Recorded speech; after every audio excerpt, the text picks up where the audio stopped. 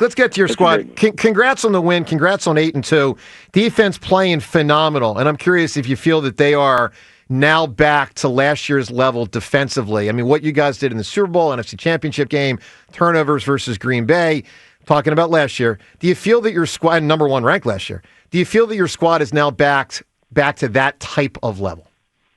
Again, I think there's so many steps that are taken, that were taken last year to get to the level we were at, right? And you can't possibly make all that up in 10 weeks. It's going to be a process.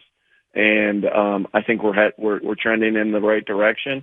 We're doing a lot of good things. There's things that we can continue to get better at, but they played a great football. We played a great football game on defense. Yep. And we just got to keep getting better. But I do like the direction, obviously, and obviously we all like the direction that we're headed there on defense, and we're getting a lot of great play, a lot of great team play, especially from those guys up front. But if the guys up front are putting on that pressure, and you're also getting great matches in the secondary. So just great team play out back there on the defense. Nick, Derek Gunn's reports, I'm sure you know about, indicated the players and coaches are frustrated with Jalen.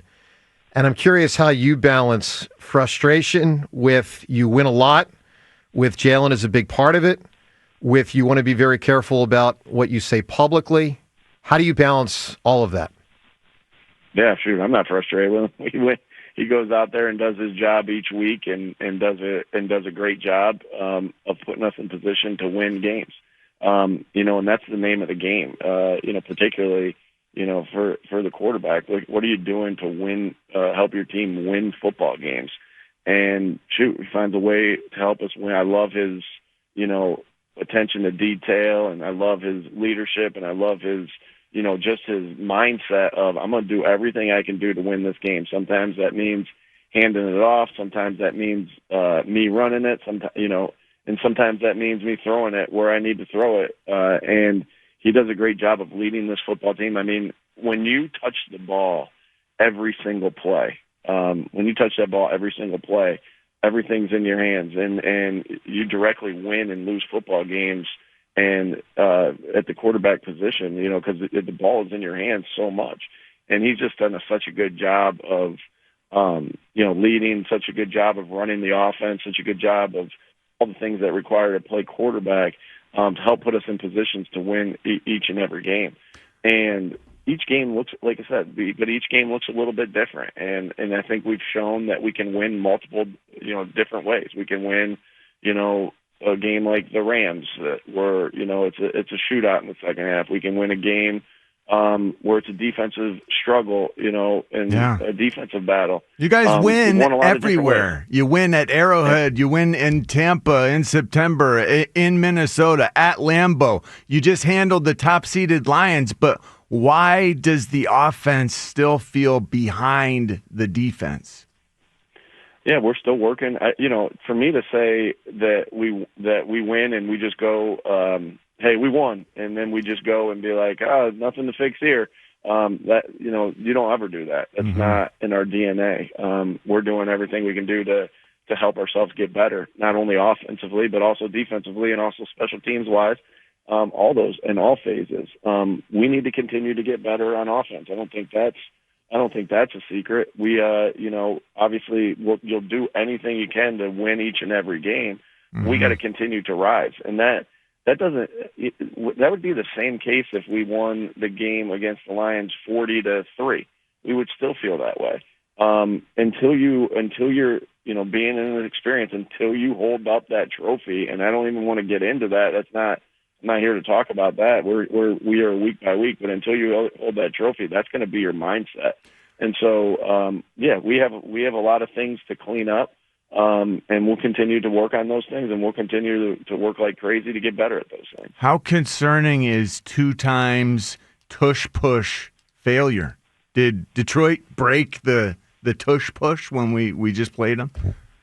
They did a good job. They did. Hats off to them. Hats off to them. I think that's a great example of, like, man, they worked their butts off to figure it out.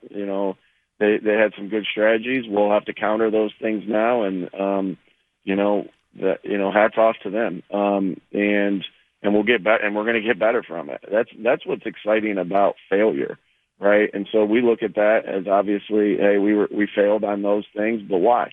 And obviously I won't get into the tactical reasons why, or the ideas that we'll do off of that. But now we're thinking, man, what an opportunity for us to get better, and from that, and that's what every setback, can teach you. And it's not like just the setback from. You gotta learn from wins. You gotta learn from losses, and there's always little wins and losses within each and every play in football. So that's what every little setback teaches you: is can you look within every time there's a setback? Can you look within and get better from it? Mm-hmm. And I think that's really, really important in our sport, and that's how you reach the top of the mountain, when everyone's looking from within to figure out what they can do better. So we can ultimately win as many games as we possibly can. It feels. I'm curious. It feels like Jalen Phillips is right on the same heartbeat as you and your organization right from the get go. And these first two games, what have you seen from him? And how challenging is it for a guy to step into a leadership role when he's just new? Yeah, I love the way he goes about his business. I think sometimes. Excuse me, when you have sustained success, I think sometimes you can get into a mode where it's like, you can become numb sometimes to winning and be a prisoner of your expectations and be like, well, and not give yourself any points when you win. Like, I love how much when these new guys come in and see, man, like, that's fun to win. This is unbelievable to win. This is unbelievable to, have these two games that we came back to back and win. And I love that. And it brings that energy. And it reminds everybody, sometimes you need that reminder, like, hey, sometimes you're a prisoner of your expectations. And then you get guys in here that haven't went to the top of the mountain, and they come in and they're energized and they're juiced, and that you can see the joy in their eyes after the game, and the joy in their eyes of how we work at practice and how we prepare. And, that rejuvenizes everybody in the building to be like, yeah, we do have something freaking special here. And, and I love the way he goes about his business. Yeah. You always need reminders of that. You always need reminders of that. And you always need reminders of that. Both, hey, we got something special going on here. And, hey, if you want to continue to make it special, we got to keep getting better. Nick Sirianni with us as he gets ready, of course, for Dallas in a few days down in Big D. Nick, Lane Johnson's obviously going to miss that game and a few at least after that. Do you think he plays again this season? Yeah, we'll see. You guys know I'm never going to get into any of that because it's too hard to speculate that, right? And so, I know he'll do everything he can do to get himself ready to go. Lane loves this team. Lane loves football. I know he'll do everything he can do to make sure he's on the field as soon as possible, and we'll see how that plays out. How important is your extra lineman package now that Lane could be out for an extended period? Yeah, I think it's been important for us the last couple of weeks, and it'll continue to be so moving forward. We just see, move some pieces around and see where it goes, and see, how that plays out throughout the week. Nick, speaking of injuries, we were all so sad, frankly, for Nakobe last year when he got hurt. Not just for your team and your chances in the postseason last year, which you overcame, but what it could have represented within his career. To see him back, to see him playing at this level, to know what it means for him on a personal level in a contract year, and doing so much after such a major injury in January. Are you in awe of what he's accomplished? I'm actually not, because I see the work ethic every single day. I'd never put anything past Nakobe Dean. He works his butt off. Man, he works his butt off, like, in every phase. It's right? awesome. It's awesome. That's why you see people gravitate towards him. Oh. Right? You him and see Nolan. his teammate. Those guys, you shouldn't. Coach, I haven't seen guys who are that willing to just sacrifice themselves and blow people up, like destroy themselves while crushing the other guy even worse. Like, those massive impacts are like unnatural. And somehow got multiple guys on your team that are willing. Sidney Jones is another guy, like another guy who everyone these guys who are willing to sell out like that are rare. Mm-hmm. Sidney Brown, you mean, right? Sidney Brown. Sidney Brown, but you're forgetting about Cam Latu also. He throws his body around, right? Holy We got a lot cow, of guys. I agree. Landon Dickerson, look at him on some of those polls on Sunday night. And we got a lot of tough guys. Like, why are we a tough football team? Sure, we have emphasized it. We talk about it. We try to live it as coaches, but we got tough guys on our football team. And like going back to Nakobe, people gravitate. They've always gravitated towards him. I imagine they were gravitating towards him when he was in the 5th grade picking football teams. And you just can't turn it off. Like, he just can't turn it off. It's the way he prepares. It's the way he's obsessed with football. It's his physicality on the field. It's his leadership qualities.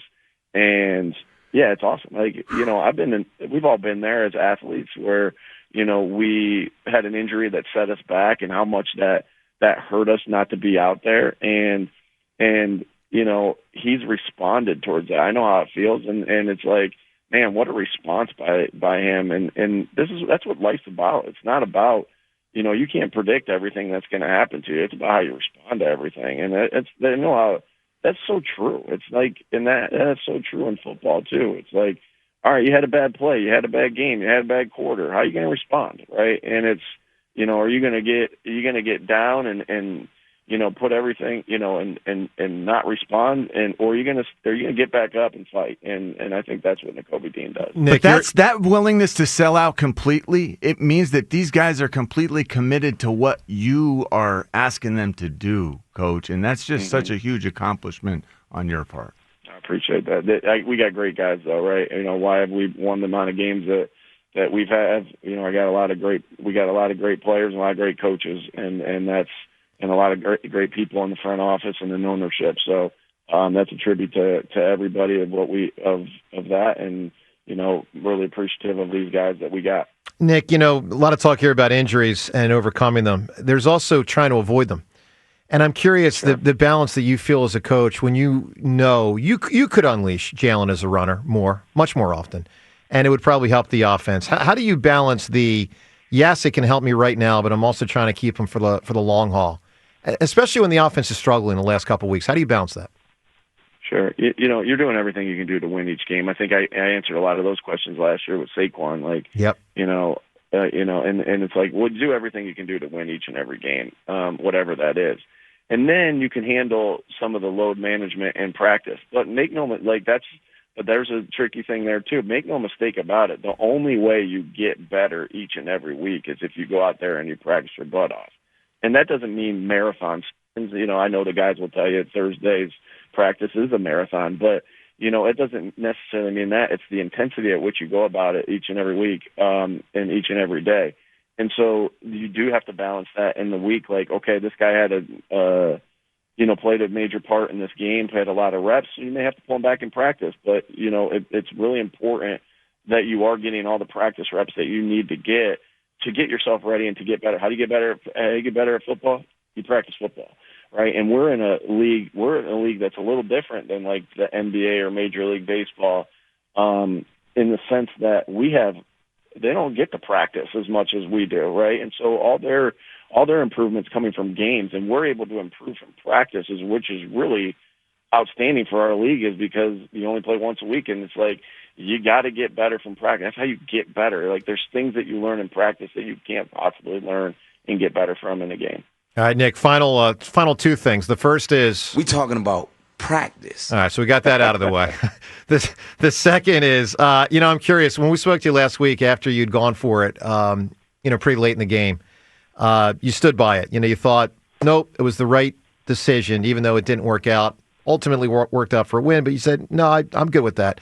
I sensed in your post game the other day that you maybe had doubts about the decision you had made to go for the tush push up 10 inside your own territory with about 3 minutes to go. Were you thinking, no, this is one I should have done differently? Again, you go through every scenario, and that is such one where, again, we went over this. Like, it's not like we're not high-fiving each other and be like, did you see that Sirianni call on fourth down? No, it's literally only when it doesn't go the way you want to go. So I would say it this way, without getting into what I thought, or putting that out there in the world, because I do want to be able to be like, well, he either won't go for this next time or he will go for this next time. I need to keep that. I need to keep that in-house, obviously, for our next opponent. But here's what I'd say.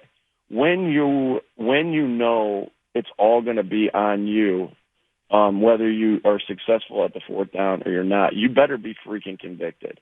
And the only way to be convicted in those scenarios is to have a great process that helps you be convicted. And I do believe in that. And so because, if it doesn't go the right way, as far as if the result's not right, then obviously that doesn't necessarily mean that the process was wrong, right? And then it doesn't necessarily mean when your process is perfect that you get all the fourth downs. That's football. That's what we know. And so I just have to be convicted in each and every scenario because I know it will be scrutinized, and that's okay. I know what job I signed up for. And so, again, I learn from every scenario that we go through. And when you go for it in fourth down, you have full trust in everybody involved in that process and in the play that you're calling and all those things. And so it shows major trust, but you also got to understand when to do things the right way, when to go for it, when to not go for it. But that's where your process comes in, and I'll continue to fight like hell for the process. So I'm making as many good decisions as I possibly can, but it comes down to conviction and it comes down to preparation.